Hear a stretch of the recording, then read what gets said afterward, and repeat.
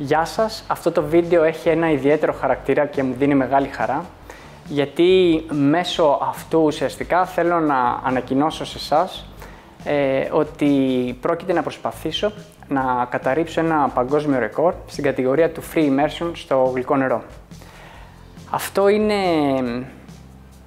μια διαδικασία στην οποία έφτασα μετά από πάρα πολλά χρόνια προσπάθειας, οργάνωσης, επιτυχιών και αποτυχιών και είναι, όπως πολύ καλά μπορεί να σας εξηγήσει κάθε αθλητής σε οποιοδήποτε άθλημα, είναι το επιστέγασμα της καριέρας ενός αθλητή. Ελπίζω όλα να πάνε καλά και σε αυτό το βίντεο θα έχουμε την ευκαιρία να εξηγήσουμε κάποια πράγματα για το πώς θα γίνει αυτό, πού θα γίνει αυτό, να δούμε και κάποιες βουτιές σχετικές και ελπίζω να απολαύσετε και το βίντεο και την διαδικασία της προσπάθειας, την οποία θα προσπαθήσω να σας έχω ενήμερους είτε μέσα από το κανάλι στο YouTube είτε από τα υπόλοιπα social media.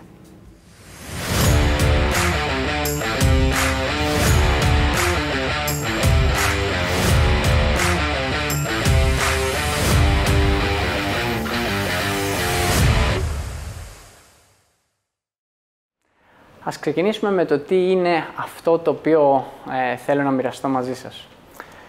Έχοντας κάνει μια μεγάλη διαδρομή στην ελεύθερη κατάδυση, έφτασα σε ένα σημείο άλλες 2 φορές στην καριέρα μου να είμαι πάρα πολύ κοντά σε ένα παγκόσμιο ρεκόρ.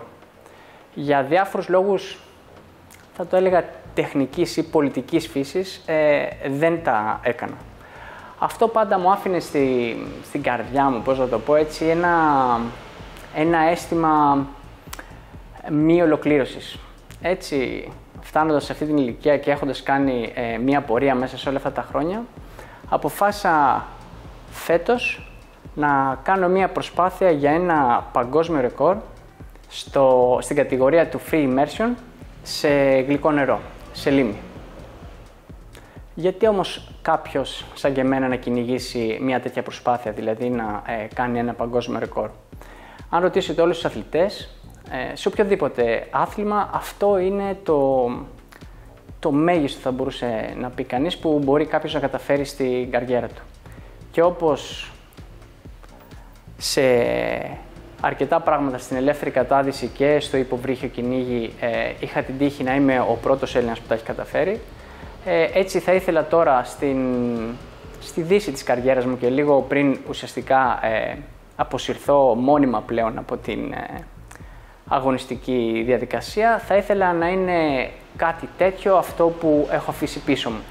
Θα ήθελα να μπορούν να το δουν οι νεότεροι και να φανταστούν, να συνειδητοποιήσουν ότι και αυτοί έχουν δικαίωμα στο όνειρο και ότι είναι κάτι που είναι εφικτό να γίνει μέσα από την ανάλογη προσπάθεια βέβαια και θέτοντας τους ανάλογους στόχους και κάνοντας τις διαδικασίες που πρέπει. Το να πάρω μια τέτοια απόφαση δεν ήρθε ξαφνικά. Μετά τις περσινές, ας πούμε, επιτυχίες, όταν λέω περσινές εννοώ του καλοκαιριού που πέρασε, στο Παγκόσμιο Πρωτάθλημα Βάθους που έγινε στην Καλαμάτα και είχα την τύχη και την ικανότητα, ας πούμε, να πάρω 2 μετάλλια, ένα αργυρό και ένα χάλκινο, το ένα στην κατηγορία των σταθερών βαρών με 118 μέτρα και το άλλο στην κατηγορία του Free Immersion με 106 μέτρα, κάνοντας και αντίστοιχα 2 πανελλήνια ρεκόρ, μου έδωσε την πεποίθηση ότι θα μπορούσα να προσπαθήσω για κάτι παραπέρα, σαν και αυτό που σας περιγράφω εδώ. Οπότε, καλό θα ήταν για να καταλάβετε κι εσείς τι σημαίνει το να είσαι σε μια τέτοια διαδικασία και επειδή δεν έχουν δημοσιευτεί αρκετά αυτά τα βίντεο έτσι ώστε να φαίνονται ολοκληρωμένες οι βουτιές και όποιος θέλει μπορεί να επισκεφτεί το πόρταλ της CMAS TV, θα βρείτε ένα link στην περιγραφή για να δει ολόκληρο τον αγώνα, ολόκληρες τις αγωνιστικές ημέρες, αλλά εδώ θα σας δείξουμε κάποια αποσπάσματα από τις βουτιές, οπότε μπορούμε να ξεκινήσουμε με την βαθύτερη βουτιά ουσιαστικά, αυτή των σταθερών βαρών, που είναι στα 118 μέτρα με μονοπέδιλο και είναι επίσημα τουλάχιστον ό,τι πιο βαθύ έχω κάνει μέχρι στιγμής. Εδώ θα ήθελα να σας πω το εξής. Βαθύτερες βουτιές σε παγκόσμια πρωταθλήματα έχουν γίνει. Γιατί μια τέτοια βουτιά της τάξης των 118 μέτρων να μπορεί να σταθεί σε ένα βάθρο και μάλιστα στην δεύτερη θέση? Αυτό έχει να κάνει πολύ απλά γιατί οι συνθήκες ήταν σχετικά δύσκολες. Η θερμοκρασία ήταν χαμηλή και για να έχει κάποιος αθλητής έτσι μια εγγυημένα, ας πούμε, επιτυχημένη βουτιά, θα έπρεπε να είναι λίγο πιο εγκρατής στη δήλωσή του. Αυτό εγώ το σκέφτηκα και λειτουργήσα έτσι, ενώ κάποιοι άλλοι αθλητές κάνανε, ας πούμε, κακή εκτίμηση ή εσφαλμένη, γιατί το κακή είναι σχετικό και κρίνεται εκ του αποτελέσματος. Κάνανε μια εσφαλμένη εκτίμηση, κάνανε άλλη δήλωση και δεν κατάφεραν να ολοκληρώσουν τις βουτιές τους. The body is not using any like digestion anymore. The heart rate is slowing down. All of that is in service to preserving oxygen for the brain. As we move even further past that, the brain knows that the body is resilient, the body will continue to survive, but the brain is important, so it shuts down the body so that the oxygen that's still in the body can be used for the brain instead. So that's why we see a blackout. During the blackout, the vocal folds close. Yep, you giving can some protection to the lungs. Some people can experience a laryngospasm, where the vocal folds just snap shut, and any water that comes in can be diverted down into the stomach instead. That's why you do not dive with the snorkel in your mouth, which I see a lot of untrained freedivers doing on socials. True. Do not dive with a snorkel in your mouth. Do not. It is very dangerous. Cool. Up next, we have Emanuel Giankos of Greece, announced 118 meters. Let's see, let me take a quick look here. Yes, so this is going to be a national record attempt. That time 4 minutes 4:00. Okay, great. We're on our way down. So Christos had just achieved the national record of 83. So we'll see now if Emmanuel can take that record away. What's really... Go ahead. Okay, I was going to say, what's really nice here is that, you know, for the most part, all the athletes here know each other and love each other and care for each other. And so, yes, we are all here competing, but we are also here rooting for each other and wanting each other to succeed. And so I'm sure everyone was aware of the national record stuff going on, and so I'm sure conversations were had. Emmanuel is a 46-year-old who has done 105 meters constant weight in competition, and his primary goals for this competition is to improve his personal bests. Amazing. Yeah, we love personal bests being done at World Championships. And, you know, similarly too, we've, you know, as we said that there are competition nerves, you know, if you're able to set a national record or a personal best in a competition where there are, you know, it's not just you and your buddy on a buoy, it's you, your safety, your other safety, the entire medical team, all of the judges, us here in commentary, other divers around. If you can do a personal best in that, like, that demonstrates your mental resilience and strength and the progress that you've made working on that. So looking forward to seeing this. 46 years old. We had a 70-plus-year-old, 51. So, you know, I get it from a lot of friends saying, oh, I'm too old. Start freediving. No, Not you're true. not. No, you are not. Absolutely not. Yeah, there's plenty of time, and I would argue that there's a lot of wisdom that's required for diving as well, that, you know, the young bucks have to learn the hard way. But, you know, the more wizened of us with more gray hair and more experience in life, we have an easier time sort of integrating life lessons into how we dive. Sometimes. Other times, not so much. What, sometimes on the gray hairs, or? Yeah. I see you looking at my gray hair.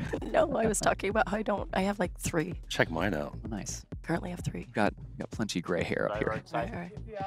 All right, Emmanuel is coming up.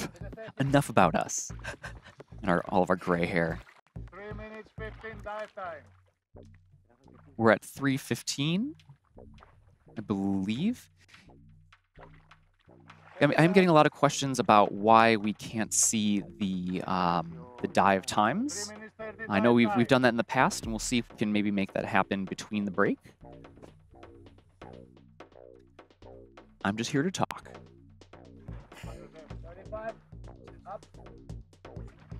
Nice, powerful kicks here.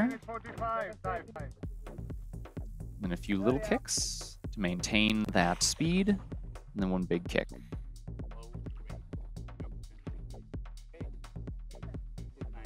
Up. 4 minutes dive time.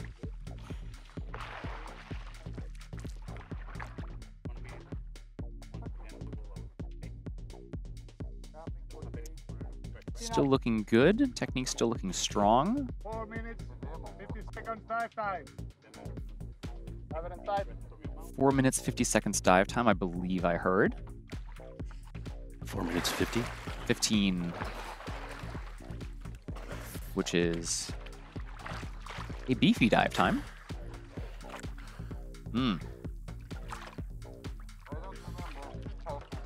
Freediving is both a beautiful sport and the opposite of that. But at the end of the day, that's 118 meters with a tag. And that is a new national record for Greece. Very nicely done. Greece is one of those countries with a very, very deep history in freediving. Yeah, absolutely. Πού θα γίνει αυτή η προσπάθεια για το παγκόσμιο ρεκόρ? Αυτό θα γίνει σε μία λίμνη στη Νικαράγουα και η επιλογή αυτή έγινε μετά από πολλή σκέψη και ψάξιμο και διαδικασίες ουσιαστικά, γιατί αντιλαμβάνεσαι ότι για να διοργανωθεί ένα παγκόσμιο ρεκόρ που έχει πάρα πολλά προαπαιτούμενα από οργάνωση, από κριτές, από doping control και ούτω καθεξής. Τέλος πάντων, επιλέχθηκε αυτή η λίμνη γιατί, παρόλο που είναι μακριά, γιατί έχει κάποιες ιδιαίτερες συνθήκες, είναι δηλαδή λίγο πιο ζεστή, αν μπορεί να το πει κανείς, από τις υπόλοιπες που υπάρχουν. Και το πρόβλημα που υπάρχει είναι ότι είναι αρκετά θολή, έχει χαμηλή ορατότητα, αλλά ταυτόχρονα βρίσκεται και σε ένα, ας πούμε, σχετικό υψόμετρο. Δεν είναι στην επιφάνεια της θάλασσας. Τώρα, όπως αντιλαμβάνεστε, κάτι κερδίζεις, κάτι χάνεις. Είναι ένα μείγμα παραγόντων που τέλος πάντων έκανα την εκτίμησή μου και θεωρώ ότι εκεί πρέπει να κάνω την προσπάθειά μου.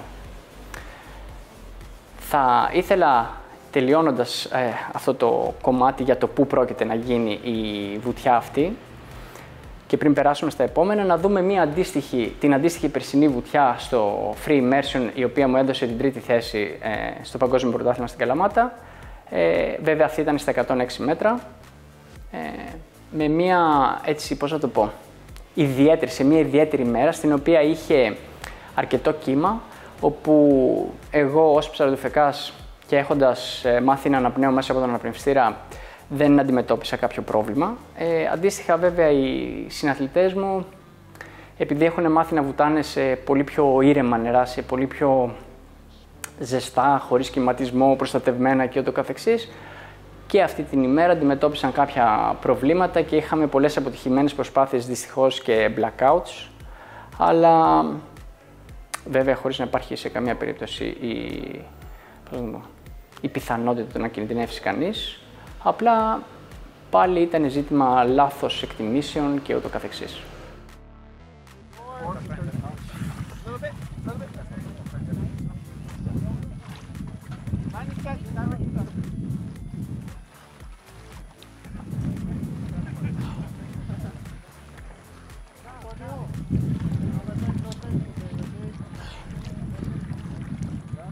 Our next athlete in the competition area 1 minute. is Emmanuel Giancos from Greece, who has announced a performance of 106 meters. This is a national record attempt.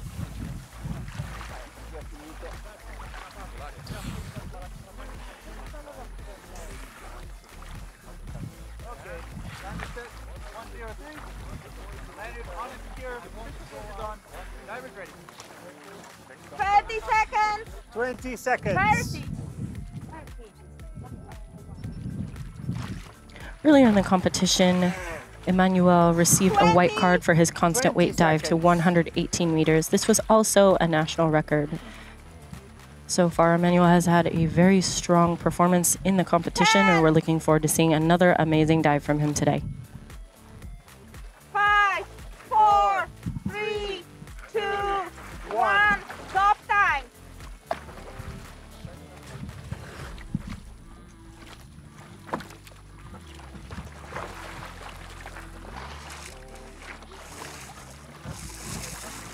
Emmanuel Giancos, 150 meters, dive time 4 minutes 15 seconds, 4:15.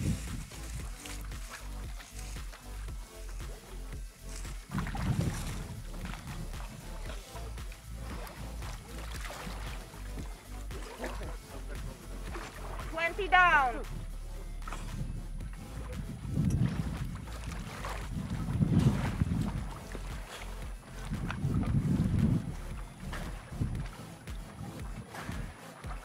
Down.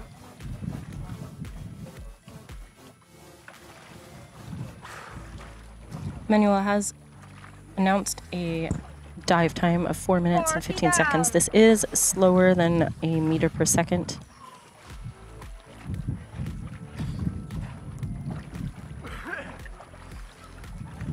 Down.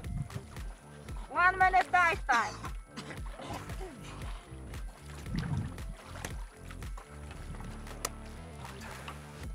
60 down.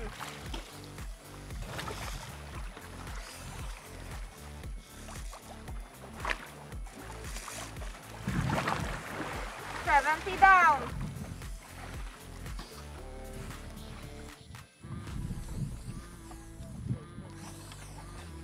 80 down. 1 minute 30 dive time.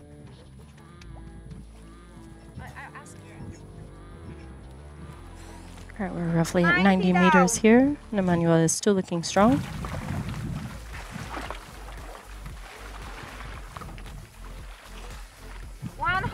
Down. Okay, looks like he is reaching out for the line. He's at the candy cane and has touched down. Going up.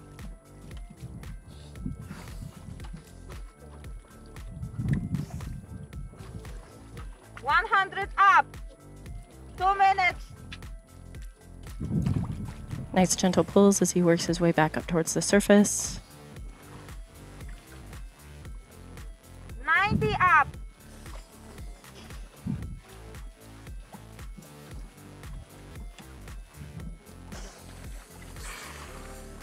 80 up. 2 minutes 30 seconds dive time.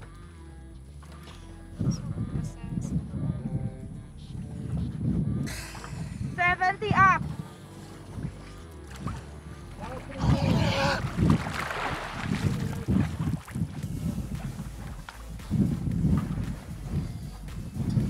60 up. 3 minutes dive time.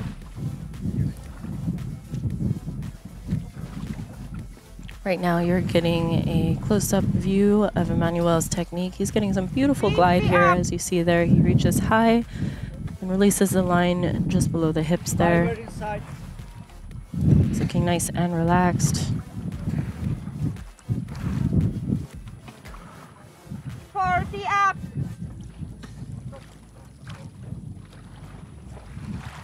2nd safety.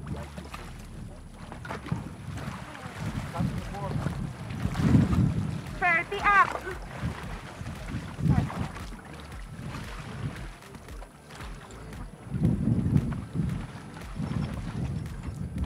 20 up.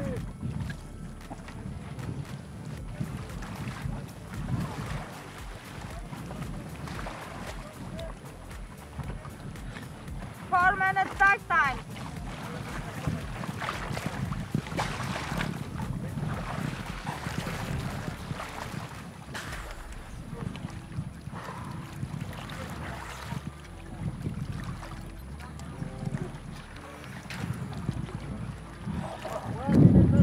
Nice surface protocol to the judges, grabbing high up on that competition line. All right. I don't know about you guys, but I think that we can see a new national record. We'll see what the judges say.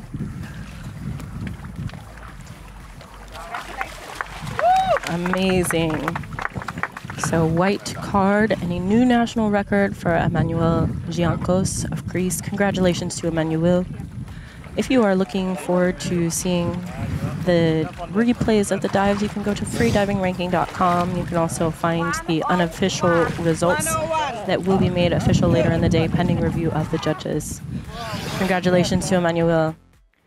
Για την προσπάθεια αυτή του ρεκόρ θα φύγουμε από την Ελλάδα 2 άτομα, όπου προφανώς εγώ εννοείται και άλλο ένα άτομο το οποίο έρχεται για βοήθεια και συμπαράσταση. Θα έρθουν κάποια άτομα από άλλες χώρες, από το Περού, από τον Καναδά, προφανώς οι ντόπιοι οι οποίοι θα έχουν μεγάλο κομμάτι της οργάνωσης και οι κριτές οι οποίοι είναι από τη Χιλή. Με λίγα λόγια, μαζευόμαστε γύρω-γύρω από διάφορα μέρη του πλανήτη για να γίνει αυτή η προσπάθεια. Όπως αντιλαμβάνεστε, αυτό το πράγμα έχει ένα κόστος. Και εδώ θέλω να ξεκαθαρίσω ότι σε αυτό το κόστος δεν έχω καμία βοήθεια. Δεν το λέω για να κλαφτώ, ας πούμε, ή να παραπονεθώ.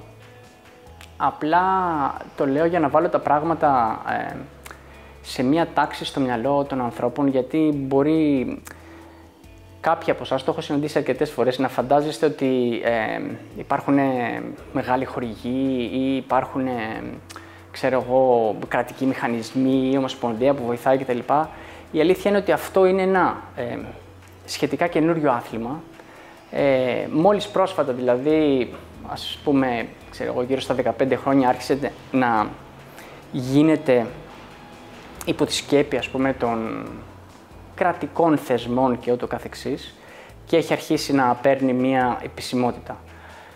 Βρισκόμαστε σε καλό δρόμο, αλλά θα πρέπει, τουλάχιστον έτσι το δικαιολογώ εγώ στον εαυτό μου, γιατί θα μπορούσε πολύ εύκολα να πω, να με πιάσει το παράπονο και να αρχίσω να λέω γκρίνιες κτλ. Αλλά είμαστε στην αρχή και στην αρχή τα πράγματα είναι δύσκολα. Οπότε, καλός ή κακός, είμαι μόνος μου σε αυτή την προσπάθεια και ελπίζω μέχρι εκείνη τη στιγμή, η οποία θα είναι στο τέλος του Ιούνιου, λίγο πιο πριν βασικά, είναι 20 και 21 Ιουνίου, να έχω την υγεία μου, τη δυνατότητα προφανώς να το στηρίξω και την διάβια να βάλω την προσπάθεια που πρέπει σε αυτό το κομμάτι. Η τρίτη βουτιά στη σειρά που έκανα στο πρωτάθλημα της προηγούμενης χρονιάς ήταν τα σταθερά βάρη με διπλά πέδιλα. Αυτό έχοντας 2 προηγούμενες αγωνιστικές μέρες με 2 ομολογουμένως πολύ καλές επιδόσεις, οι οποίες οδήγησαν και σε μετάλλιο, με έκανε να έχω κάπως χαλαρώσει, με έκανε κάπως να έχω ξεχαστεί και έχοντας, ας πούμε, στο μυαλό μου ότι ουσιαστικά τα σταθερά με τα διπλά είναι εντός παρενθέσεως το πιο εύκολο αγώνισμα για μένα, γιατί παρόλο που ήμουν σχετικά προπόνητος, είχα δώσει έμφαση στο μονοπέδιλο, είναι κάτι που στα ψαρέματά μου το χρησιμοποιώ κατά κόρον, τα διπλά πέδιλα, νιώθω ιδιαίτερα άνετα με αυτά και λόγω των ετών και της προπόνησης και ούτω καθεξής, νιώθω μια, πώς θα το πω, αυτοπεποίθηση και σχετική ασφάλεια το να κάνω μια μεγάλη βουτιά. Τέλος πάντων, έχω δηλώσει ένα βάθος των 110 μέτρων, το οποίο ακριβώς επειδή ήταν μια σχετικά εύκολη βουτιά για μένα, δεν είχα το απαιτούμενο επίπεδο συγκέντρωσης και έκανα κάποια λάθη. Θα δείτε και στο βίντεο ότι ενώ κατεβαίνω είναι όλα καλά, όλα σωστά κτλ. Στη στροφή έκανα, με το που γύρισα δηλαδή, πήρα το καρτελάκι και γύρισα, έκανα δελφινισμούς. Αυτό το έκανα αυθόρμητα γιατί είναι κάτι το οποίο συνήθιζα να κάνω με το μονό προφανώς, γιατί μόνο δελφινισμός μπορείς να κάνεις. Και κατευθείαν μετά γύρισα στις παιδιλιές, στις κλασικές των διπλών. Αυτό εσείς δεν μπορείτε να το καταλάβετε βλέποντας μία εικόνα, αλλά η πραγματικότητα είναι ότι εγώ κάθε φορά που βλέπω το βίντεο θυμάμαι τις σκέψεις που έκανα εκείνη τη στιγμή, συνειδητοποιώντας ότι έχω κάνει κάτι το οποίο θα με ακυρώσει. Και επειδή ο αθλητής μέσα στα 3 μέτρα από το μέγιστο βάθος, εκεί που υπάρχει δηλαδή διαγράμμιση στο σκηνή, έχει το δικαίωμα να κολυμπήσει με όποιο τρόπο θέλει, να πιάσει το σκηνή, να τραβήξει, να κάνει διάφορα τέτοια πράγματα. Προσπαθούσα κατά τη διάρκεια της ανόδου να σκεφτώ αν ήμουνα μέσα στα 3 μέτρα ή έξω από τα 3 μέτρα και έπαιζα όλη την ώρα στο μυαλό μου τον κανονισμό, προσπαθώντας να δω πώς θα ερμηνευτεί, αν όντως θα με ακυρώσουν, δεν θα με ακυρώσουν και ούτω καθεξής. Τέλος πάντων, κάπου εκεί γύρω στα 50-45, δεν ξέρω κάτι, σε ένα τέτοιο βάθος της επιστροφής, συνειδητοποίησα ότι εντάξει και δεν υπάρχει περίπτωση να μην έχω ακυρωθεί, αλλά και δεν θα ήταν και δίκαιο, γιατί δεν ξέρω πώς θα το βλέπουν οι κριτές, αλλά τέλος πάντων θα ήταν εκτός κανονισμού. Οι δελφινισμοί δηλαδή απαγορεύονται, δεν τίθεται θέμα περισσότερο συζήτησης. Εκεί το συνειδητοποίησα, ήμουνα βέβαιος δηλαδή ότι θα ερχόταν η ακύρωσή μου και ξεκίνησα να κάνω χεριές στο σκηνή σε μια κατά τα άλλα πανεύκολη βουτιά, η οποία θα οδηγούσε σε ένα ακόμη πανελλήνιο ρεκόρ. Εκ του αποτελέσματος βέβαια δεν θα ήταν άλλο μετάλλιο, αλλά και πάλι παρόλης της φοβερής ας πούμε προσπάθειας, άφησε μια πικρία. A dolphin kick in the CMAS rules is defined as one forward and one backward movement, one cycle of a dolphin kick. So let's see what the judges say. You'll find the updated results on freedivingranking.com a few moments after the athletes dive, and the results will be finalized in the evening pending judge review or any disputes by athletes.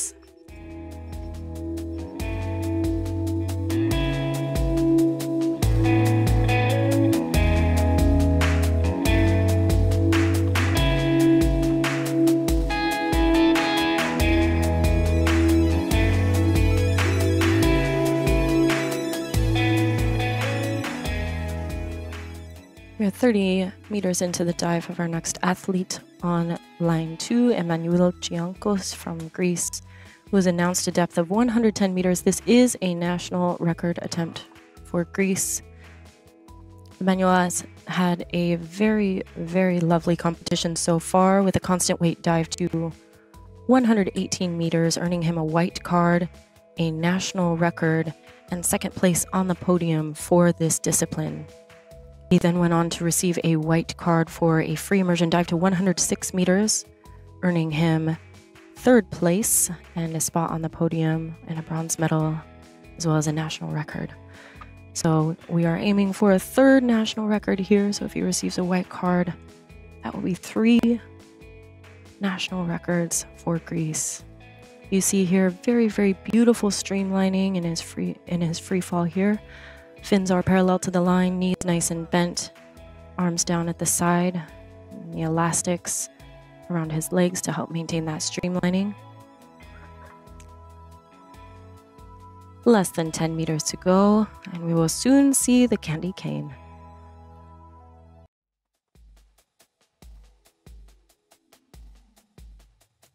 All right, touchdown. Tag is on his left side, and his arms are going up over his head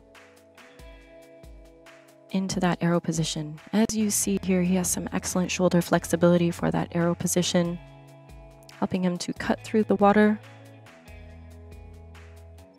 When an athlete has less shoulder flexibility, that can potentially decrease the efficiency. If you're having to fight to have your position on the line oriented correctly. If an athlete does not have the shoulder flexibility that you see here, sometimes it can also predispose an athlete to injury, as during the depths when you make these big long stretches of the thoracic cavity, it can predispose the body to a barotrauma. So you're seeing here very, very excellent shoulder flexibility. Nice regular finning, 60 meters to go. Lovely, lovely dive so far. He's here meeting our first safety on the scooter at 50 meters. Come on, Emmanuel. Amazing job so far. Oh, all right. So it looks like he did pull. When an athlete opts to do that, he will not receive points for this dive. The athlete is not allowed to pull on the line. He is allowed to free immersion up on his own. And you see our excellent safety team here escorting him to the surface. He gave the okay sign, letting them know that he's fine. But we are also thankful to our safeties for helping to give our athletes a ride to the surface should they need it.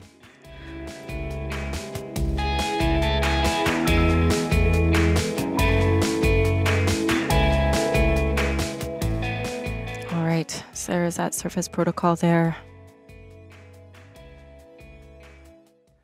Ως επίλογο αυτού του βίντεο, θα ήθελα να δούμε μερικά αποσπάσματα από μία βράβευση που έκανε ο Δήμος Βόλου πριν από μερικές μέρες για τους αθλητές της Μαγνησίας, για τους πρωταθλητές ουσιαστικά της Μαγνησίας, και με είχε καλέσει ως κεντρικό πρόσωπο να πω κάποια πράγματα για την ελεύθερη κατάδυση και για τον αθλητισμό γενικότερα.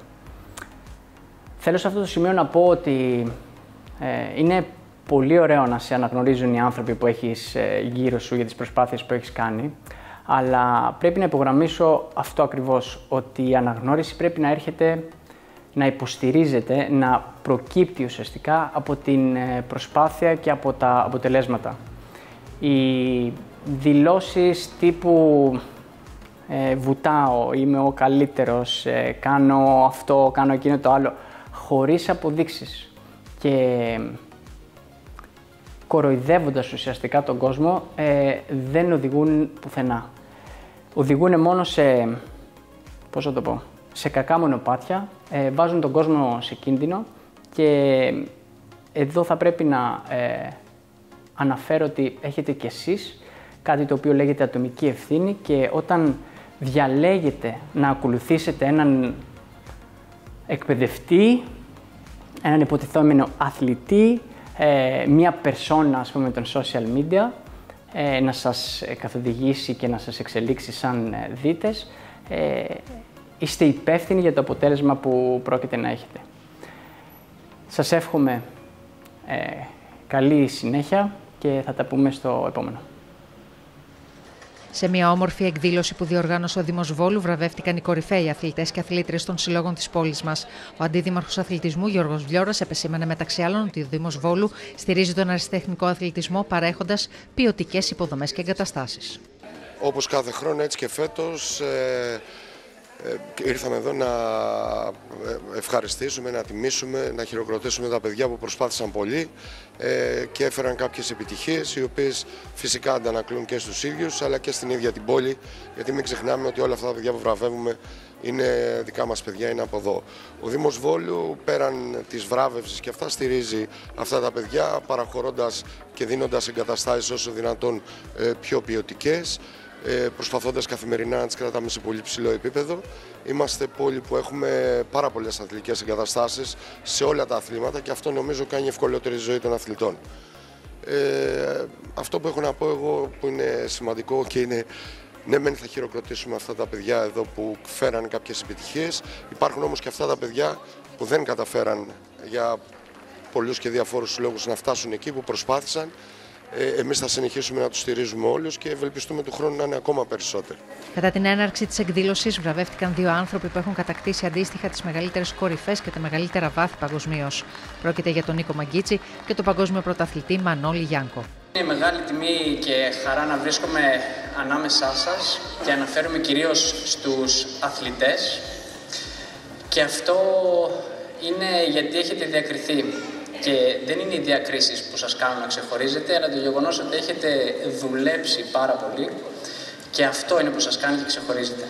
Ο Παγκόσμιος Πρωταθλητής Ελεύθερης Κατάδυσης, Μανώλης Γιάνκος, τόνισε μεταξύ άλλων ότι μέσα από αυτές τις εκδηλώσεις δίνεται και κίνητρο στους νέους αθλητές και στις νέες αθλήτριες ότι υπάρχει νόημα και αναγνώριση σε ό,τι κάνουν. Αυτό είναι πολύ σημαντικό για τον εξής λόγο.